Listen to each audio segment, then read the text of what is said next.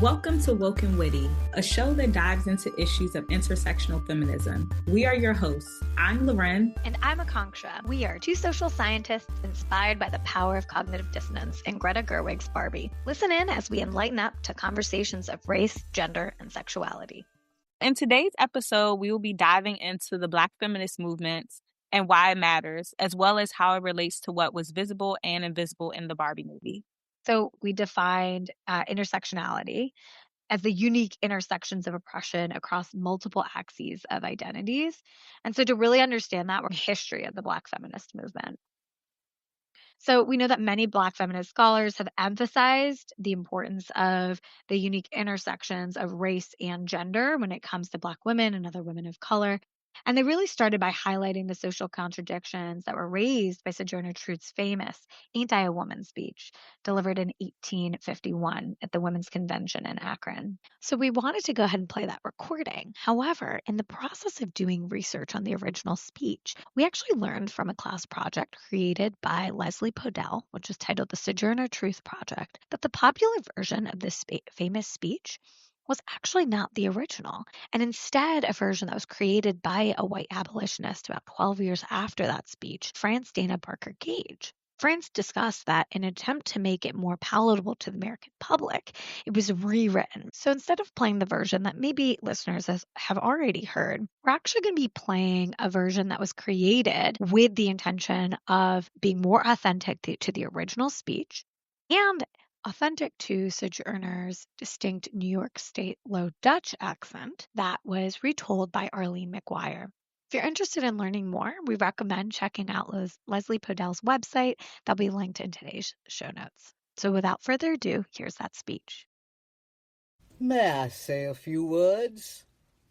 I want to say a few words about this matter. I am a woman's rights. I have as much muscle as any man, and can do as much work as any man. I have plowed and reaped and husked and chopped and mowed, and can any man do more than that? I have heard much about the sexes being equal. I can carry as much as any man, and can eat as much too, if I can get it. I am as strong as any man that is now. As for intellect, all I can say is, if women have a pint and man a quart, why can't she have her little pint full? You need not be afraid to give us our rights, for fear we will take too much, for we can't take more than our little pint a hold. The poor men seem to be all in confusion and don't know what to do. Why, children, if you have a woman's rights, give it to her, and you will feel better. You will have your own rights, and you won't be so much trouble. I can't read, but I could hear. I have heard the Bible, and have learned that Eve caused man to sin. Well, if a woman upset the world, do give her a chance to set it right side up again. The lady has spoken about Jesus, how he never spurned woman from him, and she was right. When Lazarus died, Mary and Martha came to him with faith and love and besought him to raise their brother. And Jesus wept, and Lazarus came forth. And how came Jesus into the world? Through God who created him, and woman who bore him. Man, where is your part? But the women are coming up, blessed be God, and a few of the men are coming up with them. But man is in a tight place. The poor slave is on him. Woman is coming on him. And he is surely between a hawk and a buzzard. That was very powerful to listen to. And while I was listening to it, I really thought about how Black women are often treated and often not valued in society. And I think what makes it even more powerful is the fact that Sojourner Truth wrote this 100 years ago, and then years later, and it's still being relevant. Really appreciate you naming that, LaRen. I think often we think that this is something of the past. It's not a contemporary issue anymore. And the reality is that's the exact opposite. If anything, 2025, these last couple of years have showed us is that racism and misogyny are alive and well. Even if we look at the way that Kamala Harris's experience on her platform, there were a lot of targeted racist, misogynistic comments, and having an open eye to that and noticing and being aware of that type of rhetoric is important in thinking about the way we want to live out our values. Nobody wants to say that they hold these beliefs, but if we're not willing to be aware of those experiences and come at it from a place of openness rather than defensiveness, then we're actually doing the opposite of what we think we are. Yes, for sure. One of the reasons that we both chose to open with this is because of the history of feminism and the invisibility that is often present with feminism for women of color. And I think that the same struggles are really present in the Barbie movie about how this movie hasn't really gone far enough in discussing intersectionality. When we had this conversation, we really thought about how the dolls itself didn't even go far enough. For example, in the movie, the main character is stereotypical Barbie and she's a white, cis, hetero female. That just wasn't taking it further into talking about intersectionality and feminism that we really need to tackle, especially when addressing this issue in today's society. I think it's important to turn back to our own childhood and think about the toys that we played with growing up. So what toys did you play with? Did they prioritize certain standards of beauty? I'm really interested in hearing about that. Absolutely. I immigrated from India to the US when I was 3, and most of my Barbies were white. I remember distinctly the first time I was at Macy's and I saw a Barbie in a sari, a South Asian Barbie, and I remember just being so excited. I don't even remember if I ended up buying it, to be honest, but I remember just distinctly staring at it and having this moment of like, wow, the Barbies can actually look like me. What's interesting is now as adult looking back, I remember that there was this intentional shift driven by my mom away from Barbies. It's probably because Barbies are over sexualized. It's like a very particular figure. And so I grew up more with American Girl dolls. They didn't have kind of this over sexualization that maybe Barbies had. Although, of course, I certainly didn't see any Asian, let alone South Asian American Girl dolls, but I'll let that rest for now. Nonetheless, it is kind of interesting to think back to what maybe was part of that dialogue of what types of representation do they want for me growing up. I think it really was more around westernization, American woman versus something more demure in terms of a South Asian woman and less on race. Although, of course, that could have been part of the conversation. I can't remember a single doll of color that I had. So while I appreciate that maybe my parents were trying to be intentional, it sounds like there was only a couple axes that they were attending to. No, I can definitely relate to that because when I was growing up, my parents, they let me play with Barbies and they were also trying to be intentional. I can tell as I've gotten older, like you said, with making sure that I had like black Barbies.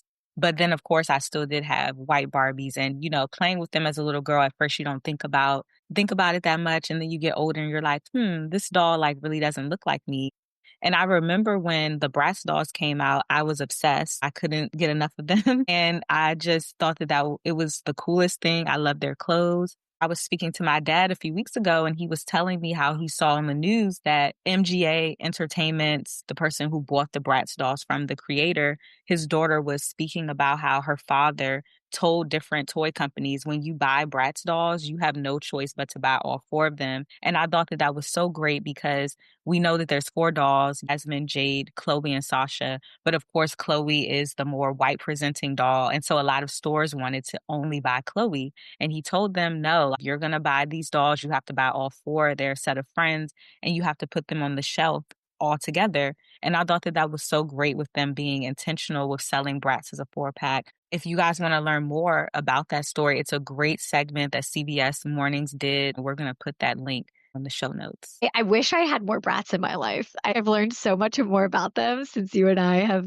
been talking about Barbie. The Bratz was a very specific revolution for little girls of color to show that there were these girls who were of different racial ethnic identities where white Eurocentric features weren't the norm, that you actually had these diverse features for lots of different girls of color. And like you were saying, the breast dolls features were so different from Barbie. And I feel like the clothing that they wore, it really allowed girls of color to connect with them culturally outside of these white beauty standards.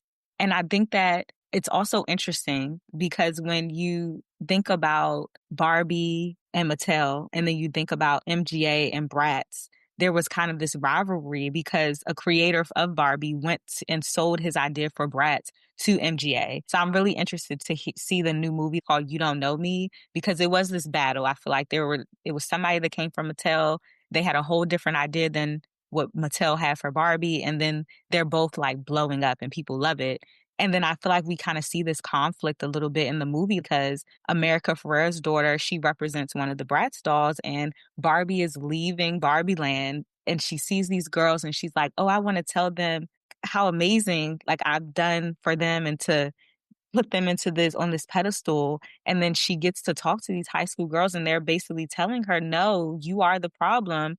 And so I just love that scene. And I'm so glad they put it in there. And I think all of us as viewers were so excited to see this like match off between Mattel and MGA. So let's actually listen to that scene right now.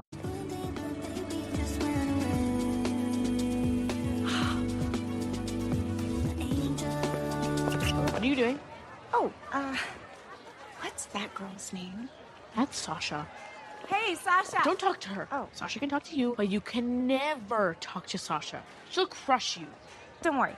Everyone really likes me and thinks I'm cool and pretty. Huh. Thank you. Hey, ladies. Sasha, what's up? Who are you? I'm only your favorite woman of all time, Barbie! You really think you're Barbie? Yeah. She's crazy. Do you think she escaped from like an insane asylum? So you're like Barbie, like a professional bimbo? No, Barbie's not a bimbo. Barbie is a doctor and a lawyer and a senator and a Nobel Prize winner. You're a Nobel Prize winner? Oh, no, not me, but Barbie is. Yeah. Aren't you guys gonna thank me and give me a big hug for being your favorite toy? We haven't played with Barbie since we were like 5 years old. Yeah, I hated dolls with hair. I mean, I played with Barbie, but it was like the last resort. I loved Barbie. Well, anyways, even then it was horrible for us. It was horrible? Why? Come on, Sasha. Give it to her. Destroy Barbie. Okay, Barbie. Let's do this. You've been making women feel bad about themselves since you were invented. I think you have that the wrong way around. You represent everything wrong with our culture. Sexualized capitalism, unrealistic physical ideals. No. You're describing something stereotypical. Barbie is so much more than that. Look at yourself. Well, I am technically stereotypical Barbie. You set the feminist movement back 50 years. You destroyed girls' innate sense of worth, and you are killing the planet with your glorification of rampant consumerism. No, I'm supposed to help you and make you happy and powerful. Oh, I am powerful. And until you showed up here and declared yourself Barbie, I hadn't thought about you in years, you fascist. Oh, okay. I am dead. It's like perfect Gen Z moment for her to just like call her out, destroy Barbie. It was such an important move by Greta Gerwig because without that, we all are sitting here and we're like, I'm sorry, why are we watching Margot Robbie explain feminism? She literally is the status quo to the T, right? What we really need is a Barbie 2 where it's just those 4 girls. Love that scene too. And just to see Margot Robbie so hurt, she was just really shocked. And I think that it's a testament too to what's to come for the rest of the movie, because I feel like as she's living in the real world, she's thinking about Barbie Land and it's like, oh, wow, like there's some parallels, but there's also some major differences. And once Ken takes over, I think she sees like, we need to step it up because if not, we're going to be like the real world. But it's a great scene and Gen Z will tell you how they feel. I love that they added this in. Yeah. It's like, let's actually uncensored be serious about why we need more. It's not enough to just have the things as status quo. The Gen Zs were saying, actually, this isn't enough and we need to be having more real combos. Yes, it was a raw and honest conversation that we needed. So, speaking of that, how do you feel about the creation of Bratz dolls? Do you think that these were important for young girls at a time, specifically when Barbie was looked at as the beauty standard? Yes, for sure. When we have more options, when we have a variety of choices, then it doesn't fit into this belief that, oh, there's only one way to be. There's a documentary that just came out called Black Barbie about this particular revolution where there were Black folks saying, how do we actually create Barbies who have naturally curly hair, who have varying levels of melanin in their skin? And that was essential, that needed to happen. And yet we need more than just that, right? There's so many ways that Barbie just doesn't fit into the way women actually look. And having toys that looks like us helps us feel like, oh, who we are is part of the norm and we're not othered to fit into this very narrow standard of beauty and narrow standard of the status quo. What do you think? Yeah, absolutely. And especially now that I'm thinking about the Bratz dolls that I had, I like the diversity that they had within the dolls itself because although it was always Yasmin, Jade, Chloe, and Sasha, and then they had, of course, some of their friends, you could buy a Sasha doll that had a totally different outfit and a totally different hair. Like I had Sasha who had like natural curly hair, and then I had Sasha where she might have had straight hair with blonde highlights. And so it was always that they were switching it up. So I felt like it also played more in the diversity versus Barbie, like you said, it had these Eurocentric features and the skin tone might have changed, but it was still very Eurocentric and it was the straight hair and it really wasn't showing the diversity that dolls should show, at least I think for young girls, especially when they're so impressionable at that time. Yeah, I think that really leads into our next piece around what are these dolls reflecting? They're reflecting societal beliefs and norms, but why does it matter? Do they actually have a negative consequence on the mental health and identity development of children? And there is countless research that shows that this is true. One particular study that is really important for us to highlight is the doll experiment that was conducted by doctors Mamie and Kenneth Clark.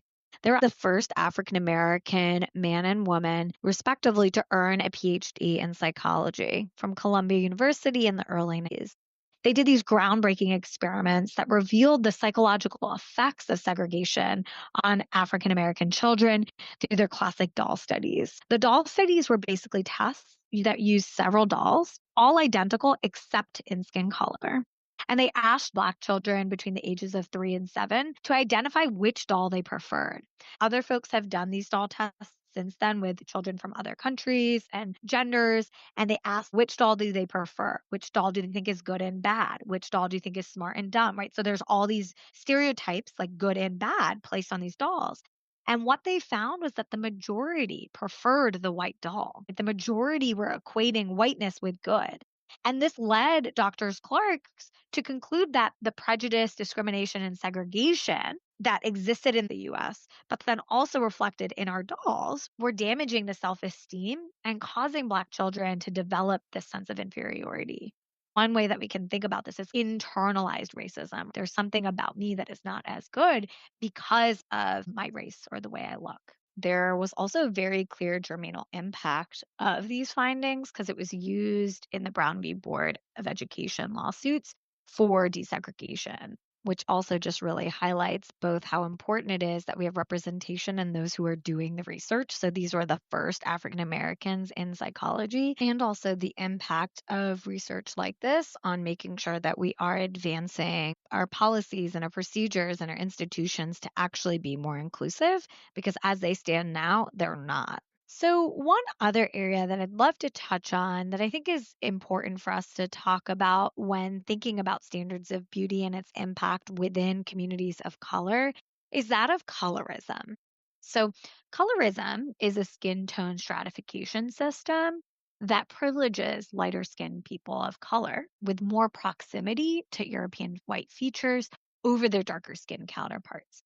And we know that colorism, as a specific kind of ideology and belief or preference, has negative impacts on mental health, sexual health, and system involvement among Black women and girls. There's some really great research by Dr. Gina Sissoko who's doing work specifically on colorism as a form of betrayal trauma. That within community, when we experience other members who are prioritizing or saying you're less than because of your darker skin, that's a particular type of betrayal that can have similar effects to the broader umbrella of trauma work that extends the work of Dr. Jennifer Gomez, who's done a lot of research on cultural betrayal trauma theory. We'll link both of those two folks in our show notes because I think they're really, really phenomenal researchers who are really pushing this forward, right? What is the within community impact of these ways in which we are conditioned to prioritize white European centric features?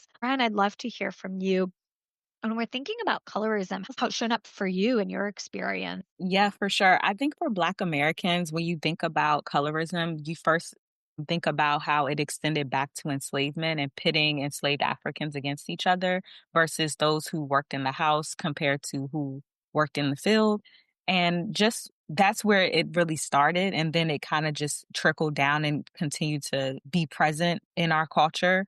Even when you think about the brown paper bag test to get into certain organizations and sororities, you had to be lighter than a brown paper bag, or you weren't allowed to be a part of certain organizations. Then we had things like the Blue Vein Society, and this was looking at people whose skin tone was light enough to see their veins. And then this just trickled down into other standards of beauty, like the comb test, which is rooted in anti-Blackness because of these European beauty standards that are often presented and put on a pedestal. And so that just continues to feed this dynamic of colorism that we see within the Black community. Yeah, I really appreciate naming the historical roots of colonization, enslavement.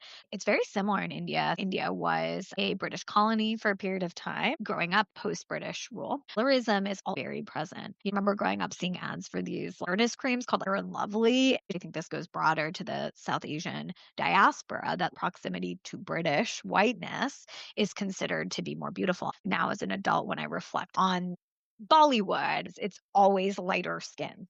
You don't want to go out in the sun because you don't want to be too dark. There's all these messages growing up that's rooted in this idea that darker skin is less than and rooted in anti-Blackness. Yes, for sure. And when I think about colorism within the Black community, I feel like it's important to just note that for me as a light-skinned Black American woman, that I benefit from the colorism that is present in society. And the issue of colorism, it impacts people in so many different ways, like you mentioned at the beginning, and it takes a toll at every level. You see it in movies, you see it in the way things are marketed, and it's important to think about how it's impacting young children too. So especially when you think about the toys and the dolls that they're playing with. Absolutely. And one of the biggest takeaways is what are the things that we can do at the individual level? Yes, there are ways that at the broader level, we need laws, policies, media to catch up. But when we're thinking about what we can do within our own families and our spheres of influence, one of the things is what are the types of toys or values that we're imparting on little kids? And toys are a big part of this. So, what are we prioritizing? Or do they look a certain way? In the context of South Asian communities, what is the message around not going out in the sun because you'll become too dark? What does that actually imply? What does it mean if you're darker? Because we expect within group to be protected, to have our aunties and uncles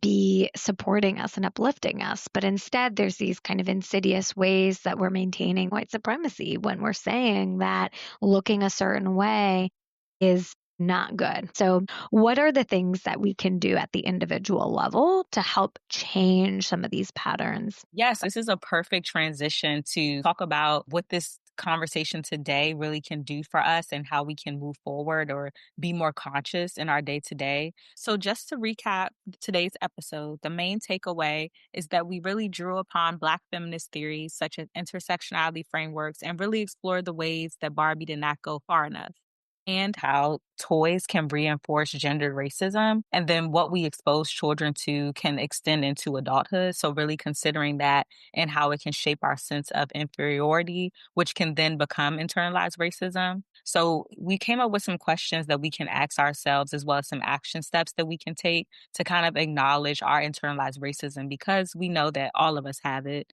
And so, Akanksha, do you want to take away the first reflection question? Yes. So, starting off, similar to some of the questions that you heard us talking about with each other. What toys did you play with growing up? Did they look like you? Did they prioritize certain standards of beauty? Extend that all the way from the toys to what are some of the messages that you hear about what is considered beautiful? Yes, I think that's great to think about. And then some of the action questions that we came up with were first, what is one thing that you can do to challenge yourself to think differently this week about some of the topics that we discussed? So just thinking a little bit about maybe some of your own internalized racism or ways in which you can work to acknowledge some of these biases that we maybe may or not be benefiting from. And then when buying toys for a child in your life, would you consider purchasing a different type of toy? I know that there's a new toy called the Healthy Roots doll. These dolls have natural hair, and this hair can be brushed and combed, and they come in a variety of different natural hair textures. I believe the creator is even creating a doll that is for boys. And so just thinking about how I know oftentimes in society they say, oh, boys shouldn't play with dolls. Like maybe they should play with like G.I. Joes or cars. And